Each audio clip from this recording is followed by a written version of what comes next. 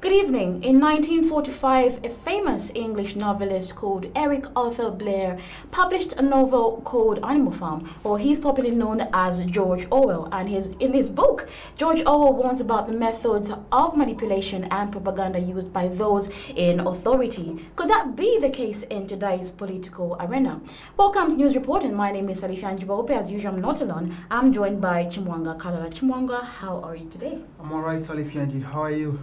Very well, thank you. It's we having one after another political case, in fact, court case going on in the country. What are your thoughts on that? Well, we've been getting news of people being summoned like every so often, like it's now a daily thing. Right. So just today we saw the motivational speaker Muita now being summoned at the police headquarters. Right. And just the other day it was the UPND Sasheke Member of Parliament Romeo Kangongo being summoned. And just before that as well, the MMD president was summoned. As well, yes. Yeah, so a lot seems to be going on in the political space. Yeah, so we'll dive a little deeper into the actual happenings. Yeah, exactly. But looking forward to today's show. Exactly. So if you're watching us right now, you're catching us on your Top Star channel 112, as well as our Facebook page that is Live TV, as well as our YouTube channel, which is Live TV channel as well. You can come through on 0976-599-547 and also via our Facebook page as well. And so we take a look at the stories that are making headlines this evening. Kangombe denies abducting cops and bail set for 200,000 kwacha. Or we have COVID-19 forcing about 1,200 senior pupils out of schools, which is quite unfortunate. Yeah, and in the other story, we have civil servants being given an ultimatum for them to resign from their positions before the 30th of November. Right. I was about to say retire, but then, Anyway, yeah. So quite a lot going on in the news. Exactly. So when you look at the headlines on the newspaper, we have KBF calling some ministers caponias and saying, how can you manage the economy with caponias as ministers? Right. I don't know who it was referring to. And also the PAP president, I think, warned, was also, just giving some advice to the UPND leader, that is Hakainde Ichilema as well. And also that is one interesting thing where we see people, calling out on each other and just pointing out the wrongs. Should that be the focus, rather, calling out people, or just maybe stating your agenda? I think it has to be more issue-based and just you telling the people what you're going to do for them. Yeah, just your agenda, rather than trying to shoot down the other person. It seems like politics in the country right now are characterized by a lot of name-calling and just character assassination, basically. So I believe we need to move to a more issue-based, and this is nothing that's new. I think we've mentioned this a lot of times, where these people, you can't just, your campaign can't be you name calling or maybe just trying to downplay your opponents. I believe you should be able to tell people as well that we're going to do this and this for you, rather than just telling them this is what the other guys are doing wrong. Right. Yeah, but anyway, politics is kind of a strange thing, so to say. It is, but one thing that I've noticed, rather, especially with the current party in government, that is the PF, they're talking more about what they are doing. So probably their opinions or what they're talking about, their rallies are actually, based on the action that is already happening. I don't know if that favors them because they're already, in power.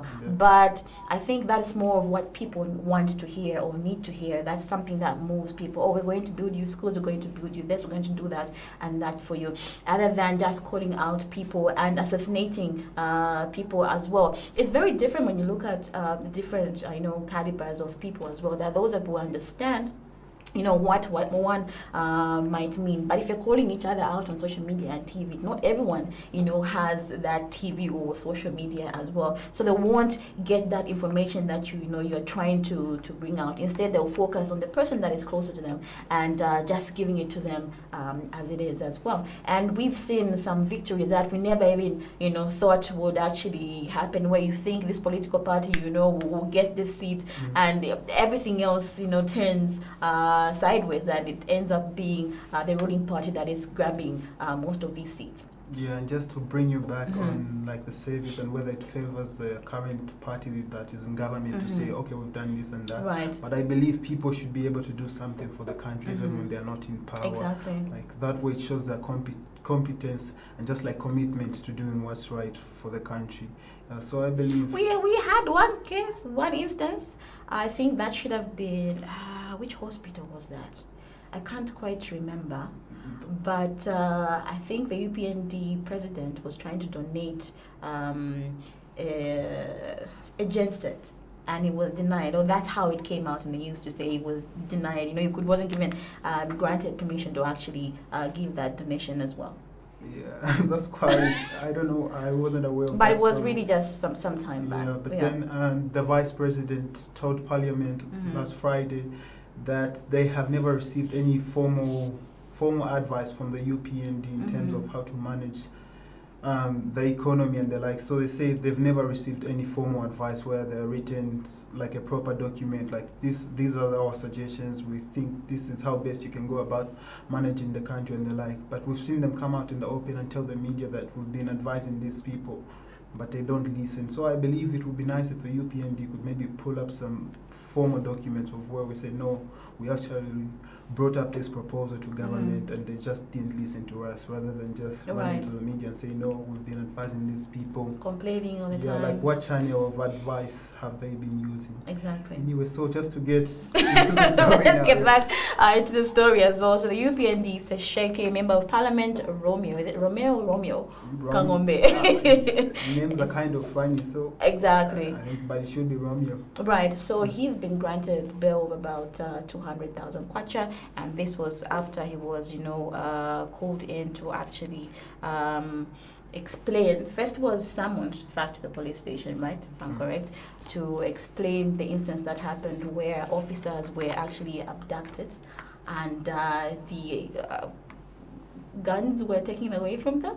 Yeah, so I believe it was abduction and assault. And assault, yeah. I think against officers, law enforcement officers, and I believe that should be a big crime. It's a serious offense. But do you agree, or do you think it's possible to actually Well, it is possible. Obviously, you've seen. But these are allegations that he actually denied. Yeah, so he's just straight out said he had no part to play in that. He's pleaded not guilty to that charge, to both charges now. So that's abduction and the other one, which is assault. So he's outright just said no, he didn't play any part in all this. Yeah. Right. And he's his plea is still not guilty about the what had happened, the matter in itself. And so the matter has been adjourned to 11th November 2020 for mention, and 25th November for commencement of trial as well. We do have a clip? Yes, we do.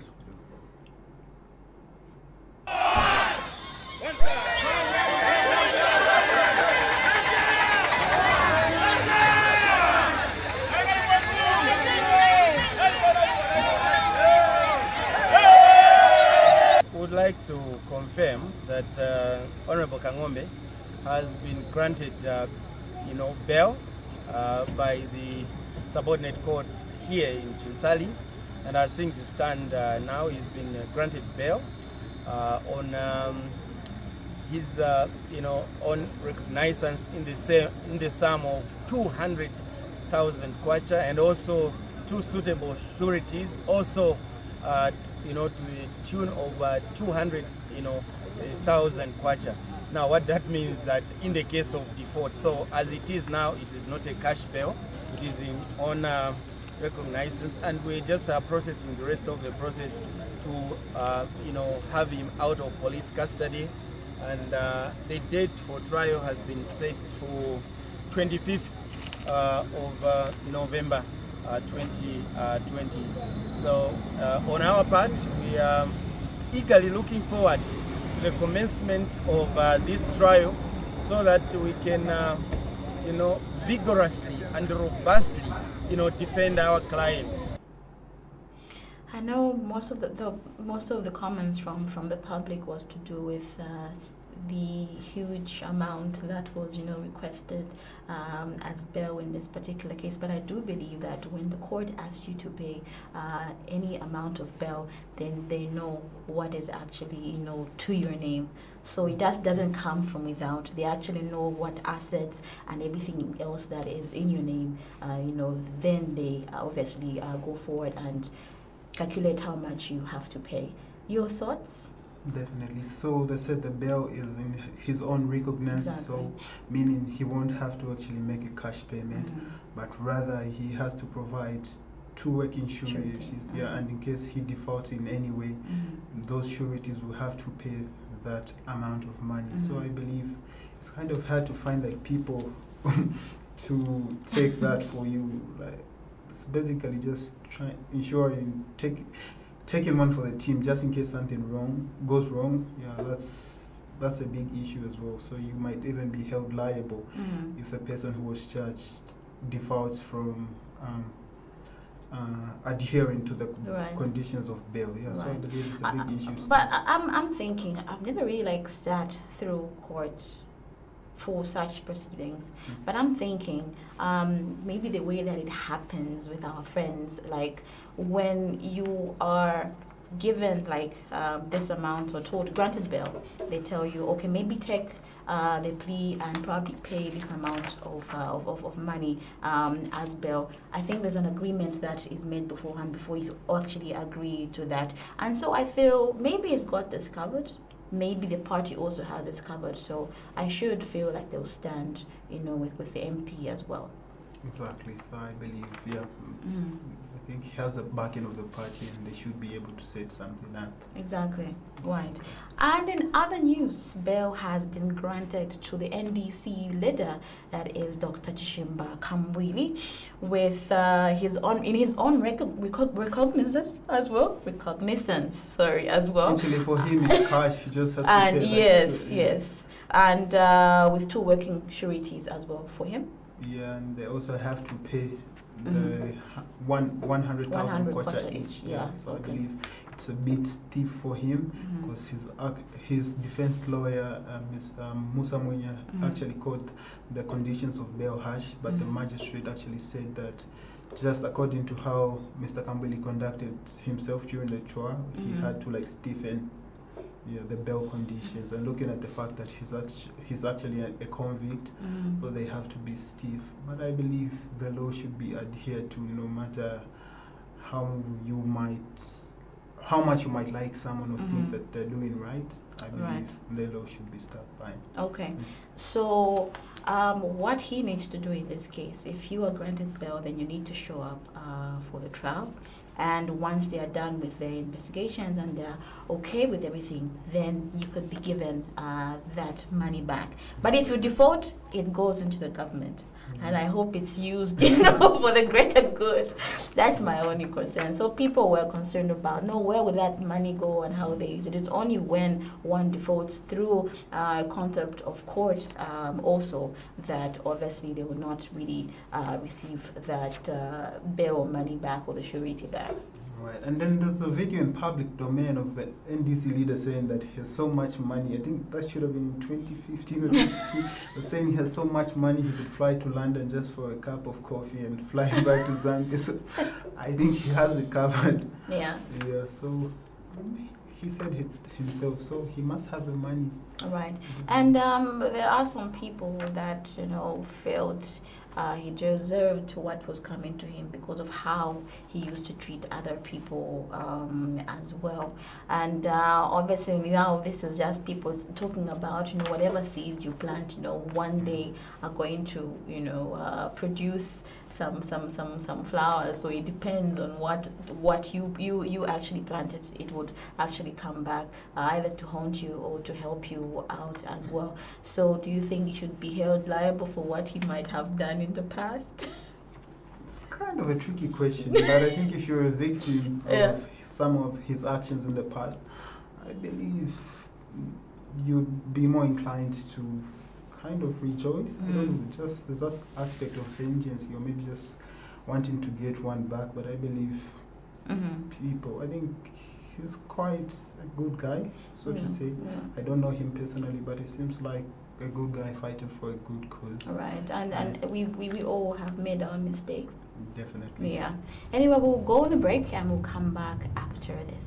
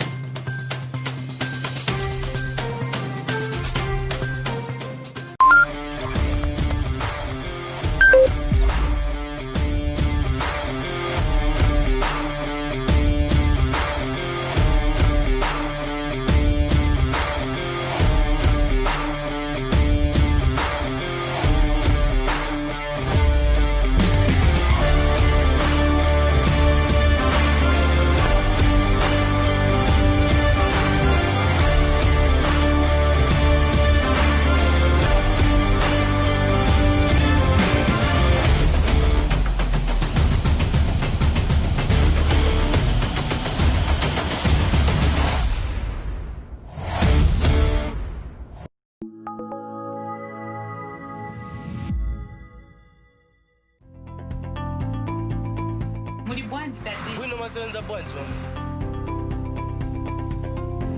chumyendesa kona iwe pali pako ma 20 apolo ma 5 kwa jari mama koino sachinjira kumuzonda makoinyo songachinjeko ku bantu abane ndiyotopwana la 5 hours pamene pano leyo kamba nani. That is why you need to get an e-token, sir. It is faster and easier. To what? The e-tolling card Balela is a National Road Fund agency card. So all you have to do is just credit it in Dalama and you'll be able to use it to get Monga Panusu. To avoid the inconveniences, so you have to start looking for 20 kwacha. So introducing the electronic toll card. It's easier, faster, and secure. Access the e-toll cards from all toll gates across the country or the agency's head office in Lusaka at only 30 kwacha. This message is brought to you by the National Road Fund Agency, a sustainable road fund.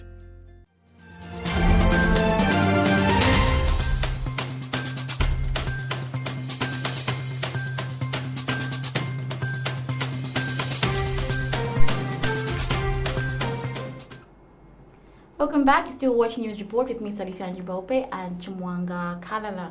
Now on to Cinda. Yeah, so the chief government spokesperson Dora Silia has expressed disappointment over the high number of dropouts in Sinda. So about 2,803 pupils in Sinda district of Eastern Province are reported to have dropped out of school during the 6-month closure due to COVID-19. Right. Yeah, so this is quite a huge number. Looking at the area, this isn't a huge area, so that just tells a bigger story. When you look at this, obviously this is happening in other areas as well. Exactly. So if one particular area could have 2,800 pupils dropping out of school, then there's definitely an issue on that. But why just this closure of about like 6 months? Like what happened in the 6 months of closure? You begin to question like. So at the slightest disturbance, these people just quit from school, or maybe it's always like that. They're just some factors. Well, would you really say it's COVID-19, or maybe there's just some other underlying issue as well? I think it could be more than what we're actually reading about or seeing, or even what the minister herself, heard from the representation. That's the Debs from this side, so from Eastern Province rather. So I feel that there are those parents, especially in the villages, that want to have some extra income as well, and we know that the story is where we have a lot of girls especially that are married off at a very early age, and so for them maybe the message might have been misinterpreted, and they thought that the end of the world had come and it was like doomsday, and there will be nothing else that they will do as well. I think even just like the rolling out of closing down or locking down of most of the schools, I think should have been done strategically, because considering which areas were more affected, I should think there could have been ways in which pupils were still learning as well. Even though there were a bit of some difficulties, and we know that some organizations came on board and tried to at least have some school or some learning going on online and also on TV as well. But how many of those people have actually access to TV and social media as well? And like you said, I think it's quite sad that we have 2,800 from one district. How many districts do we have in Zambia? So it could be like every other province had maybe even less a huge number, like some more people that had to drop out as well from school as well. So I should feel that I think there's so much more that needs to be done. There's so much more that government really needs to look into as well. If 2,800 are coming from one district, then obviously we don't know what lies in the other districts as well. And the minister alluded to the fact that parents are the ones that really don't value education as well. Well, it could be true, could not be true, because some of on one end you go into school, finish school, complete your school, and then you don't have a job as well. So maybe the perspective is, why go to school when all you do is just end up still being home and not really bringing back anything when an investment was already made. I totally agree with you. Like school, or again, just acquiring an education in itself is a huge investment in terms of time, effort, and resources as well. So if you don't see what really is in there for you, I think it's kind of hard to continue with school when you're putting in all this much, and then the future isn't so certain. You might just end up spending all your time and resources trying to acquire an education that takes you nowhere. So I believe there's that issue, and well, it's just the cost benefit aspect of it. So I believe people are beginning to wake up to these facts. Some people probably just thought it would be better farming or doing some other stuff. So that might be an issue as well. And my concern is, what was the approach, or what is the approach that usually probably the ministries or the ministers in charge of various ministries, what type of approach do they have when they go into the villages with their representative going to the village to talk to the people there? What do they tell them about education? What do they tell them about the value of education as well? Do they really understand? And if you as a parent do not really understand, how will your child be able to understand as well? We need to learn that people learn things differently. There are those that would understand from a third party, and those that just need someone to relate to as well. So if they don't relate, it's kind of like a problem as well. So maybe there should be a special skill or education that is given to the parents as well. But what is it that can be done to ensure that they are encouraging their children to actually go to school, and the value of it as well? Yeah, definitely. I believe we need to move to a more skill-centered type of education, where people are able to know that this is what I'm coming out of this with, like, or even if I don't go as far as getting a white collar job, because that seems like the best outcome for most people. They should be able to feel like they can go get a skill and just make a living with that skill.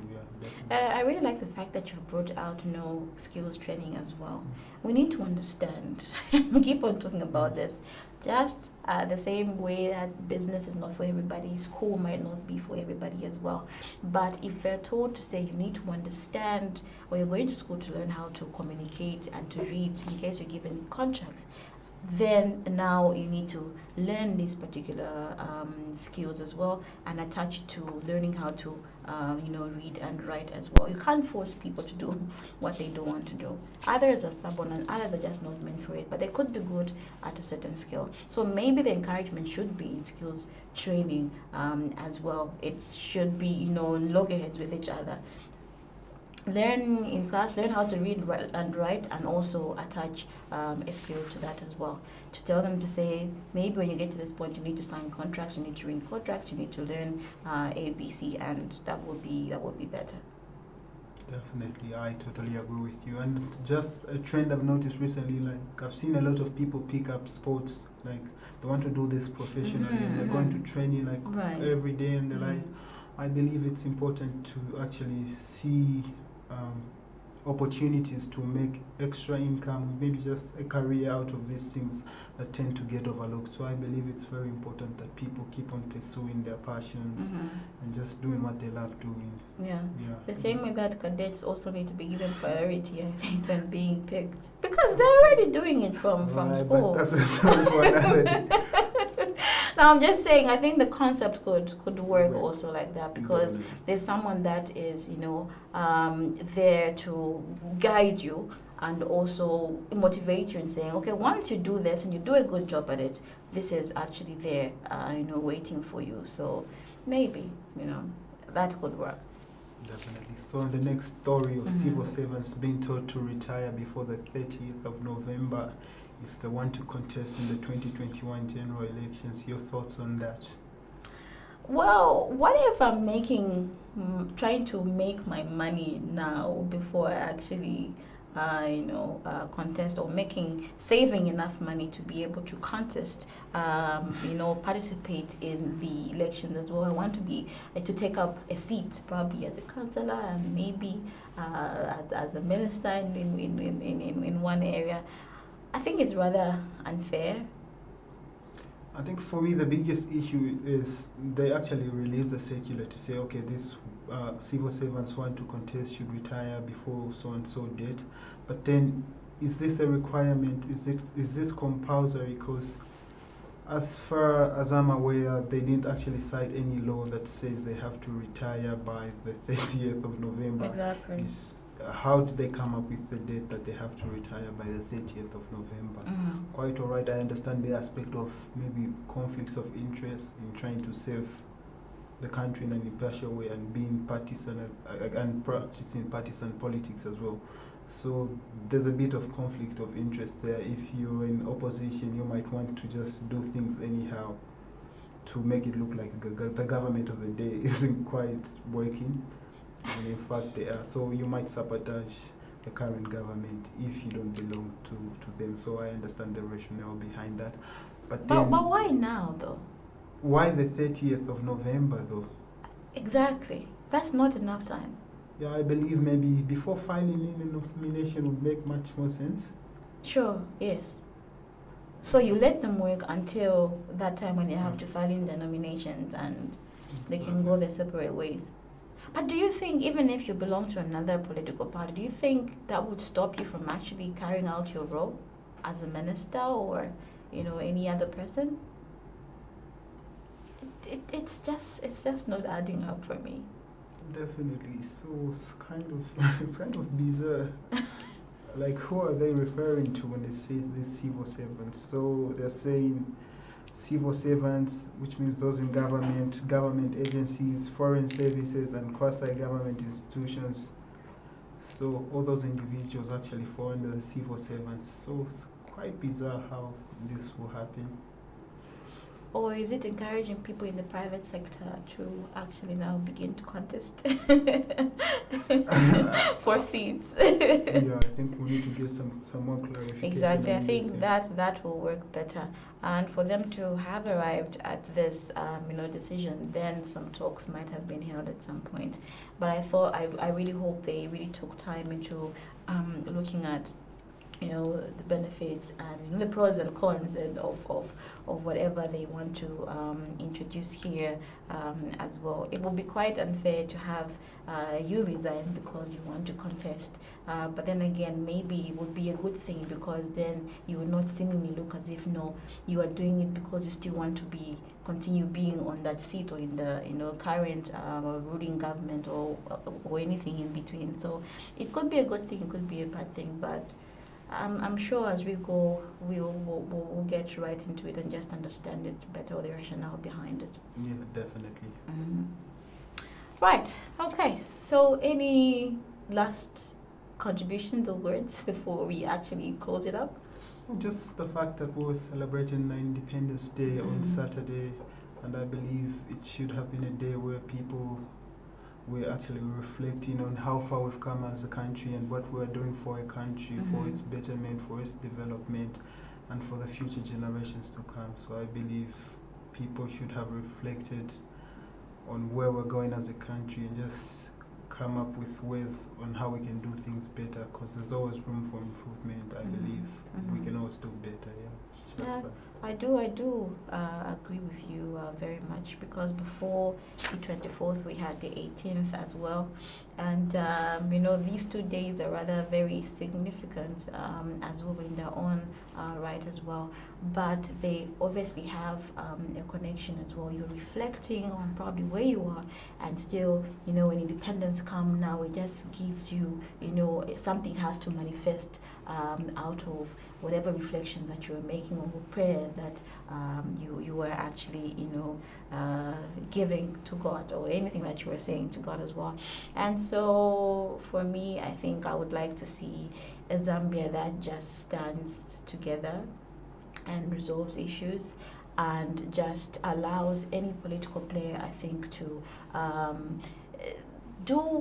just play a role, contribute to the well-being of the country and the people around us as well. We should get, move away from the idea of always having to shoot each other down, always having to persecute each other or assassinate each other. It really doesn't add anything. It just leaves the voters, the public, just confused, because we will not know which way to go. And for most of them, if probably they wanted to change the government, they'll be like, what's the point of doing it when let's just continue, with what's already there and what we already know. And people don't realize that the more that they fight, there's this fighting going on between politicians, the more that people just lose trust, even if you had a good agenda. But the time that you just start bad mouthing and not really showing what you're there for, it just ruins everything as well. I believe, and just one more thought on that. I believe that peace is something that's usually taken for granted. Yeah. And then this is only something that you tend to realize once you don't have it. So I believe it's important that we continue to protect our peace as a nation. Yeah. And if you're trying to put water in a bottle, you need to remember the fact that eventually that bottle will get full and everything will, spill over. And that's not something that we want to do. I think let's not get to a point where we frustrate people. Because my fear is having a civil strife in the country.